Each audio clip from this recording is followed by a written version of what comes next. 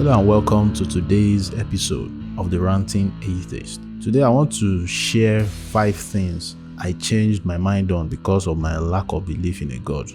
Being brought up in religion, you look at everything through your God lenses. So when people try to say, let's separate religion from this one, it is very hard because this has been wired in your brain. It's even to the extent that when people created that phrase called "What would Jesus do?" So it is basically you are following the Bible to the letter. And this is how fundamentalist mentality came up. So I myself, I don't know how to describe the Christianity that my parents taught me as fundamentalism, but they were slightly liberal, but it has a fundamental nature to it.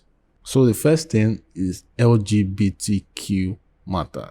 I was a fucking homophobic bastard. Like, kill all the fags and tow their grave. A phrase in the lyrics of this song, one of these Green Day songs. You know, when it comes to LGBTQ matter in Nigeria, there's always that heavy discrimination. People are very vicious when it comes to LGBTQ matter. Like during the NSAS, FEMCO is the organization that we know has been supporting the NSAS protest massively. But as soon as they mentioned that they are also in support of LGBTQ matters, everybody forgot the mission and everybody came for FEMCO, started attacking them, that they are bringing LGBTQ agenda. As in, it's really sad. When I saw that, I began to say, are we really serious in this country that we can't just, for once, everybody together in one mission? But it is on LGBTQ that the line was drawn. And as a Christian, I was not different, because I know if I was still a Christian during this that NSAS period on the LGBT, I would have reacted the same way. Because Christianity by design, you are taught to hate homosexuals, because they will bring back the whole even God hates homosexuality based on how it destroys Sodom and Gomorrah.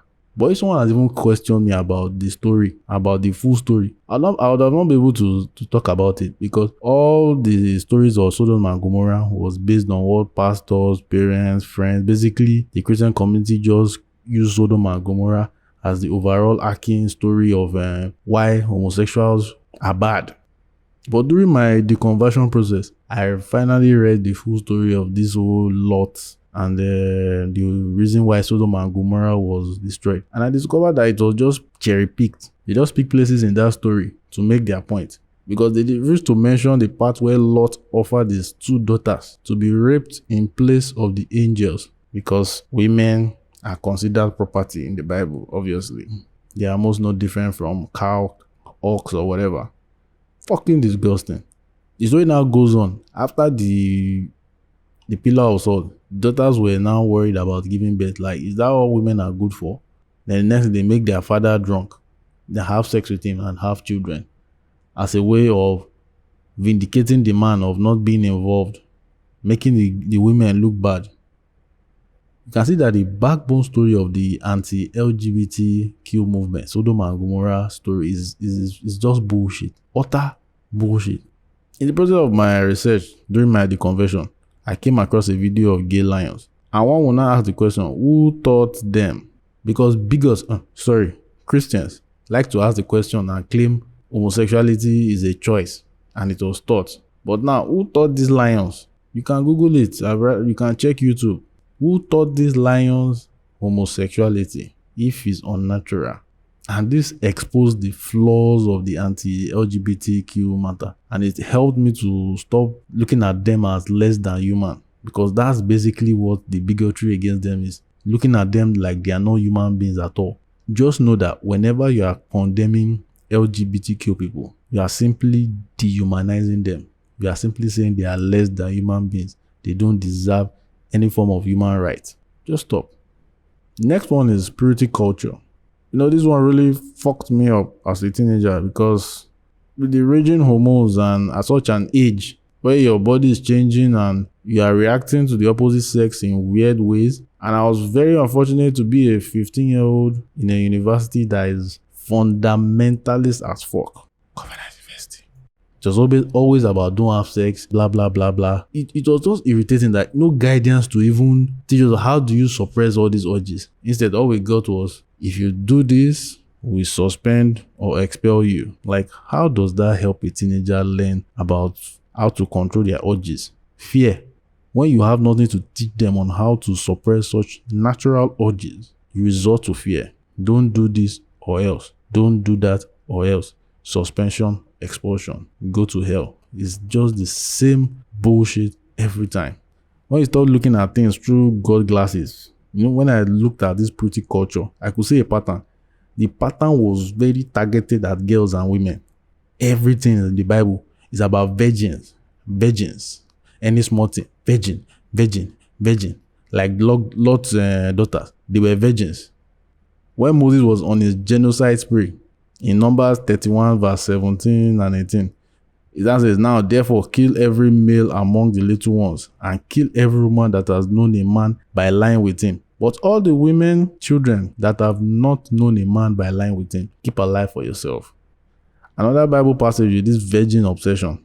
Deuteronomy chapter 22 verse 28 and 29 also. Yeah. If a man finds a damsel that is a virgin, which is not betrothed, and lay hold on her and lie with her, and they be found, then the man that lay with her shall give the damsel's father 50 shekels of silver, and she shall be his wife, because he has humbled her. He may not put her away all his days. This Bible passage really fucked with me. You raped a woman, but it's a story for another day, but the emphasis is on virgin.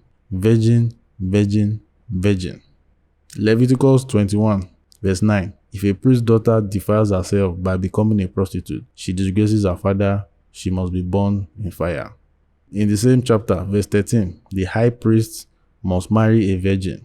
Then verse 14 and 15 say, he must not marry a widow, a divorced woman, or a woman defiled by prostitution, but only a virgin from his own people, so that he will not defile his offspring among his people. I am the Lord who makes him holy. What the fuck? Then the ultimate, the virgin birth. Matthew 1 verse 23. The virgin will conceive and give birth to a son, and they will call him Emmanuel, which is God with us. Always obsessed with virgin. The obsession with virgins in the Christian doctrine is so glaring and disgusting. If you look at it properly, it is just designed to subjugate women. And this last Bible passage I want to read shows it. In Genesis chapter 38 verse 24, Tamar, who is Judah's daughter-in-law, was pregnant, and her husband died maybe I don't know whether some years or some sharp died a while back. Immediately she was accused of prostitution as expected. And Judah is the person that gave her belly. He said she should be burned to death. Yes, he did not know he was the one that impregnated her. But in verse 18, Judah slept with a prostitute on his way to shear his sheep or something like that. But no consequence. He's a man. Because if you look at it, Judah is a widower, but he can have sex without consequence. But Tamar is a widow, but she must not sleep with any man until she's married again. What the fuck? Pretty culture is bullshit. It is just designed to keep women down. Now, the third issue I changed my mind on is abortion. I understood that abortion is not a black and white matter. First of all, as someone who doesn't possess a womb, I have no say over what someone who has a womb does with their own. Like, men need to get that into their head. You have no autonomy over a woman's body. That message is so hard for men to understand. Because you married her, you feel she's your property. Are you mad? Body autonomy is the priority, because a woman has the right to choose who uses her body, and that includes the fetus. And people try to guilt trip them by saying you are killing babies. But a fetus is not a baby yet, especially in the early stages of pregnancy. So all this you are killing babies is just mind games, bullshit. And there are even situations where a woman needs to perform an abortion, like in the situation of rape. The traumatic experience of rape is not funny. Some people will see the child as a reminder of the rapist, and in turn transfer the aggression on the child, and that child has a bad upbringing because of the mother's trauma. It's best for that life not to come into existence, so that the ripple effects of that rape will not continue. This abortion matter is situational, and only the owner of the womb has a say. The woman who owns this womb is her body. Let her do what she wants with it.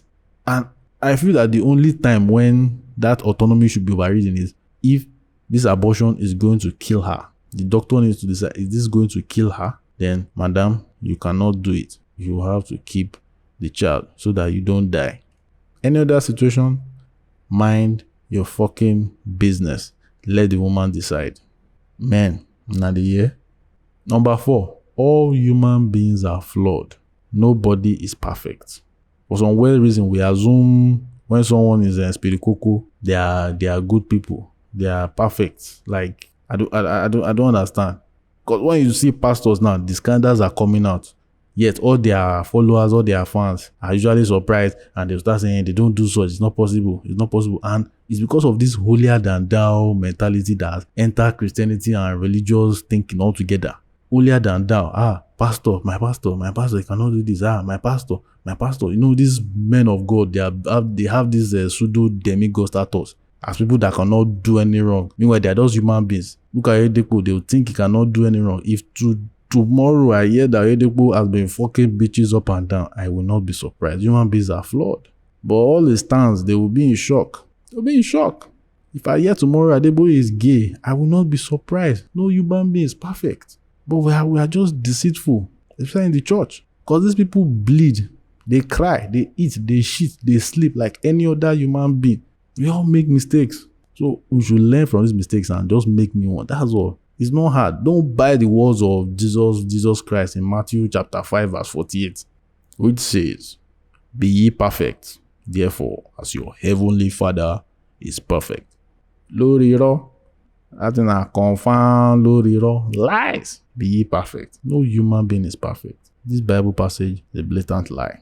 And lastly, hellfire is pure bullshit. Hellfire, the place used to threaten us as children when Cain is not working. Simply they stick to the carrot called heaven. Because some people are not motivated to comply with the doctrine, for a reward. So they also put fear as backup.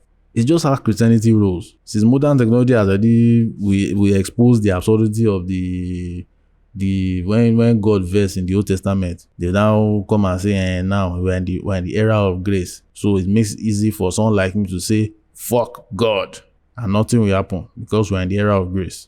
But when I say that statement, fuck God, it pains them. So in their mind, they're like, God will judge you. You will go to hell. Hell is the perfect clapback for them, for such blasphemy. It's basically their only form of justice in their own head. If you look at it from another angle, because this angle is what made me lose all my fear of hellfire, is the simple question of how can an all-loving God send people to eternal torment? Does that make sense? I ask Christians this question, like, will heaven be heaven, knowing fully well that any of your loved ones are in hellfire forever? Like, how will that be heaven? Like, think about it. Have a lovely week.